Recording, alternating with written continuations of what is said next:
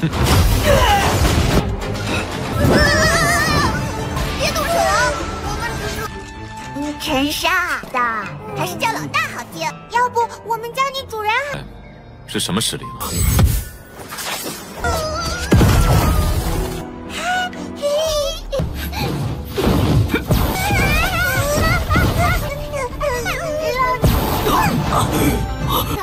别想欺负我们！我这是和你们开个玩笑啊！既然如此，我叫小虎，老大不要啊！一定能找到大嫂。别惹事。小的们，出发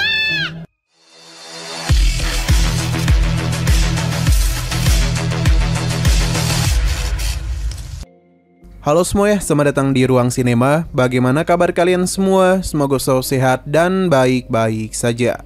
Sesuai jadwal, jadi pada hari ini kita akan kembali melanjutkan series Donghua Martial Master episode terbaru, yang mana ini adalah episode yang ke-523. Bagi yang baru bergabung dan series ini, kita sudah sediakan playlistnya. Jadi kalian bisa mudah mencari di mana episode awal dari series ini. Tapi sebelum kita mulai episode terbarunya, kita akan melihat dulu apa saja yang telah terjadi pada episode sebelumnya, tepatnya pada episode 522. Kemarin Claudio telah memberitahu Qinchan kalau saat ini mereka sedang berada di tanah rahasia dari benua iblis. Dengan kedatangan Qinchan kemari, maka kekuatannya itu akan dibatasi, sebab ini bukanlah tempat yang harusnya dia tinggali. Mendengar apa yang Claudio katakan membuat Qinchan cukup terkejut. Selain itu dirinya penasaran apa yang sedang dilakukan oleh para pria berjubah dan istana Piao Miao, sampai-sampai membuka portal dunia ini. Qinchan pun menggunakan sebuah teknik dan memadukannya dengan benih parasit iblis. Dengan beginilah Qinchan bisa mengembalikan kekuatannya ke sedia kala. Qinchan pun terus melanjutkan perjalanan di dunia itu. Secara tidak sengaja dia pun menemukan tanaman-tanaman herbal yang begitu melimpah. Tanpa pikir panjang, Qinchan langsung memanen semuanya. Dua pria pun datang dan mereka kesal karena Qinchan telah mengambil semua tanaman itu. Sekarang kita akan melanjutkan episode terbarunya. Kedua murid ini telah menghentikan perjalanan Qinchan karena mereka ingin bertanya apakah dia yang telah membawa semua tanaman herbal di tempat itu.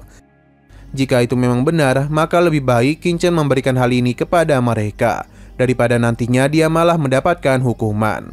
Ancaman mereka sama sekali tidaklah membuat Qinchan takut dan meminta mereka untuk tidak berani menyentuhnya. Hanya saja kedua pria ini masihlah terus mengancam Qinchan. Bahkan jika perlu mereka akan menghabisinya. Kedua pria ini pun tertawa begitu puas karena seakan-akan menganggap Qinchan adalah lawan yang mudah mereka kalahkan. Qinchan mencoba memberikan mereka kesempatan untuk memberikan hormat kepadanya. Tapi kedua pria ini langsung saja melancarkan serangan kepadanya. Hasil dari pertarungan ini sudah sangat jelas kalau kedua pria itu tidaklah mungkin bisa menumbangkan Qinchan. Bahkan di sini Qinchan memilih untuk mempermainkan mereka dengan cara terus mementalkan mereka.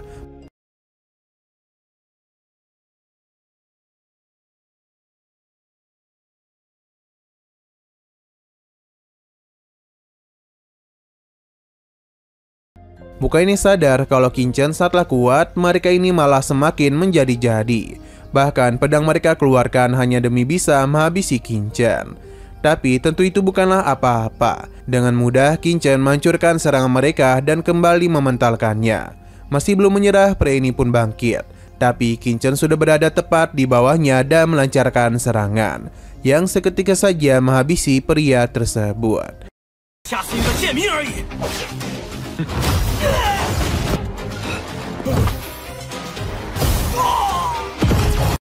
Melihat rekannya meninggoy membuat pria ini semakin marah dan mulai mengeluarkan semua kekuatan yang dia miliki.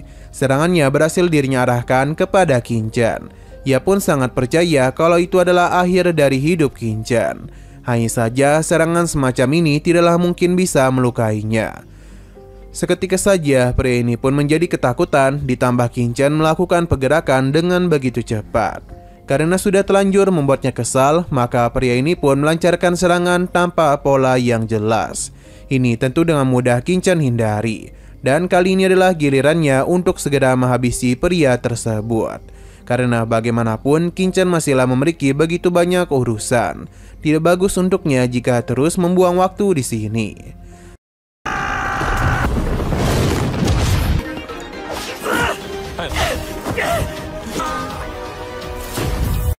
Setelah pria tersebut dirinya kalahkan, cincin penyimpanan Qin Chen mengalami sebuah reaksi. Yang ternyata di sana terdapat beberapa sosok yang sedang memakan tanaman herbalnya. Qin Chen pun mengeluarkan para serangga tersebut dan langsung saja menghukumnya. Namun ada dua makhluk yang malah jatuh tepat di wajah Qin Chen.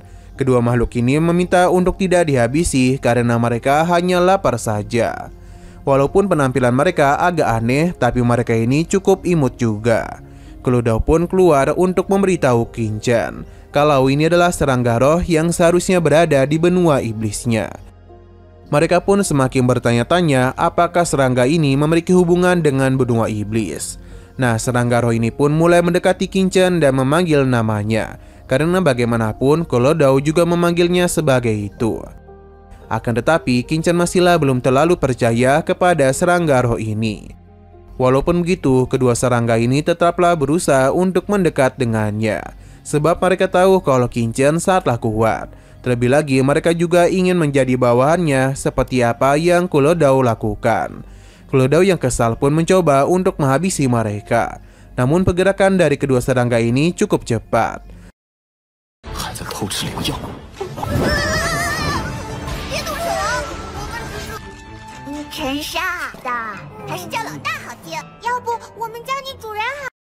Serangga roh kembali memberitahu kalau setelah terkena guntur kesengsaraan Qin Chen, mereka telah bermutasi, yang menyebabkan mereka berubah menjadi seperti ini.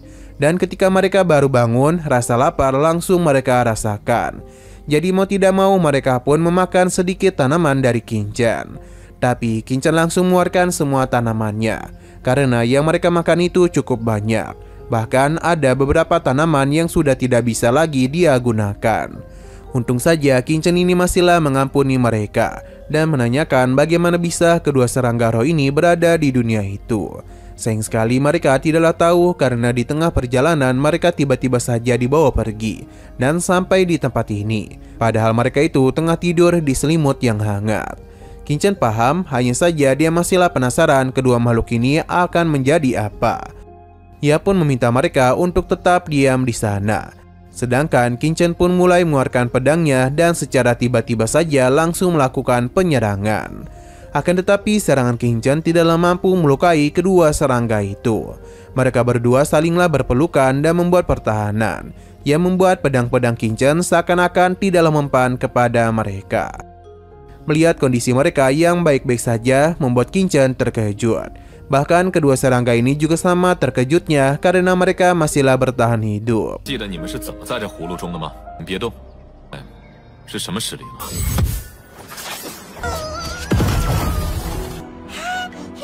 Masih di tempat yang sama, terlihat kalau kedua serangga ini merasa begitu senang karena serangan Qin Chen tidaklah mampu melukai mereka. Tidak berhenti sampai di situ saja, Qin Chen kembali melakukan uji coba. Namun lagi dan lagi serangannya tidaklah bisa berbuat apa-apa.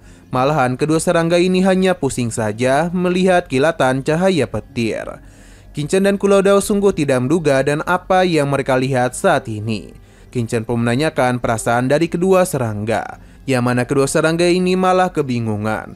Padahal sebelumnya Qin Chen telah melakukan penyerangan dengan pedang Qi, tapi mereka tidaklah merasakan rasa sakit apapun. Malahan mereka menganggap itu sangatlah nyaman, layaknya seperti dipijit. Mendengar hal itu membuat Qin Chen merasa begitu malu.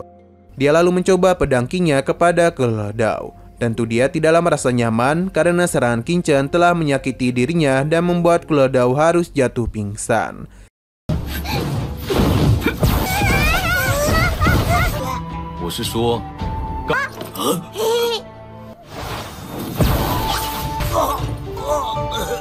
Dengan begini maka sudah jelas kalau tidak ada yang salah pada kekuatan Qin Chen.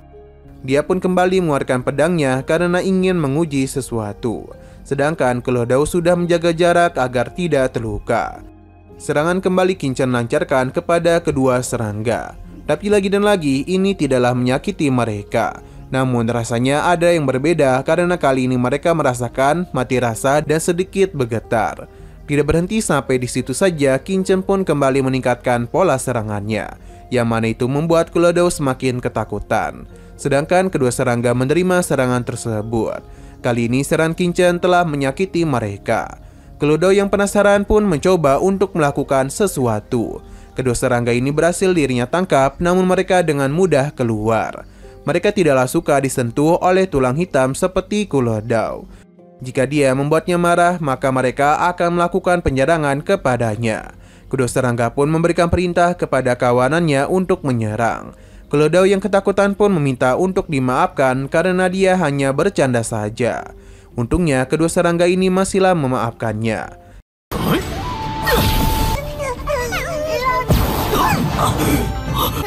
别想欺负我们！ 我这是和你们开个玩笑啊！ Qin penasaran seberapa kuat para serangga lain. Ternyata kekuatan mereka lebih rendah dari kedua serangga yang bisa berbicara. Ini wajar karena mereka adalah pemimpin kawanan itu. Walaupun para serangga ini tidaklah bisa berbicara, tapi Qin bisa memberikan perintah kepada mereka dan pasti akan menurutinya. Qin merasa begitu tertarik dan mulai sekarang dia akan memanggil kedua serangga ini dengan panggilan semut kecil dan semut besar. Mendapatkan nama dari Qin telah membuat mereka senang, karena selama ini mereka tidaklah memiliki nama apapun. Oh ya, nama mereka adalah Xiaoyu dan Xiaohu. Qin berencana untuk kembali menyimpan mereka ke dalam cincinnya, tapi mereka itu tidaklah boleh memakan pilnya lagi. Namun Xiaoyu maupun Xiaohu tidaklah mau disimpan di dalam sana, karena mereka lebih suka tinggal di luar seperti ini. Selain itu, mereka tahu bosnya sedang mencari kakak ipar mereka. Jadi Xiaoyu dan Xiaohu bisa membantunya menemukan kakak ipar dengan cepat. Kedua serangga ini memiliki indera penciuman yang sangat hebat, bahkan mampu mencium bau dari arah jauh. Jadi menemukan kakak iparnya bukanlah hal yang sulit. Qin paham dan meminta mereka untuk melakukan pencarian. Tapi dia mengingatkan mereka untuk selalu berhati-hati dan jangan sampai ketahuan oleh siapapun. Xiaoyu dan Xiaohu paham, jadi mereka pun segera melakukan perjalanan bersama kelompoknya. 既然如此， 我叫小虎，老大不要啊，一定能找到大嫂。 别惹事。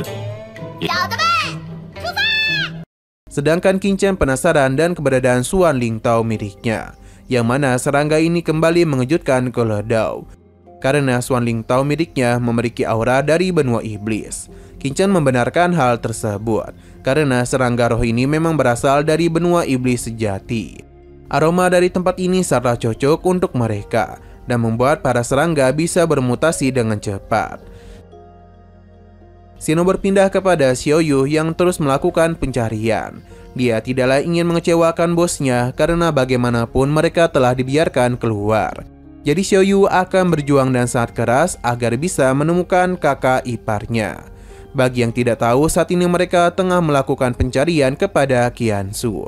Jadi jika sampai tidak segera menemukannya, Xiaoyu takut Qin tidak akan membiarkan mereka keluar lagi. Pencarian Xiaoyu sepertinya telah membuahkan hasil, yang mana dia bisa merasakan adanya jejak napas dari Qiansu di sini. Jadi dia pun mencoba untuk terus mendekati area depan. Hanya saja Xiaoyu merasa kebingungan karena jejaknya malah berpindah kemana-mana. Alhasil dirinya pun bimbang harus memilih jalan yang mana.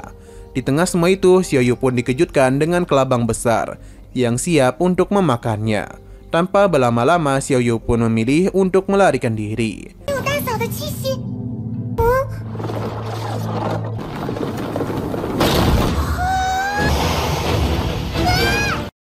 Nah, sayang sekali episode pada hari ini pun harus bersambung dulu. Namun sebelum kita akhiri, seperti biasa kita akan melihat preview bagian selanjutnya. Di sini kita diperlihatkan kepada 3 orang pria yang sedang melakukan pengepungan kepada Qiansu. Kemungkinan besar dia telah terpisah dengan kelompoknya dan malah bertemu dengan ketiga pria ini, yang tentu memiliki niatan jahat kepadanya. Lebih lagi, Qiansu begitu cantik dan menggoda. Berhadapan dengan 3 orang sekaligus bukanlah hal yang bisa Qiansu selesaikan. Terlebih lagi, ketiga pria ini sepertinya cukup kuat sampai-sampai membuatnya ngos-ngosan. 长老，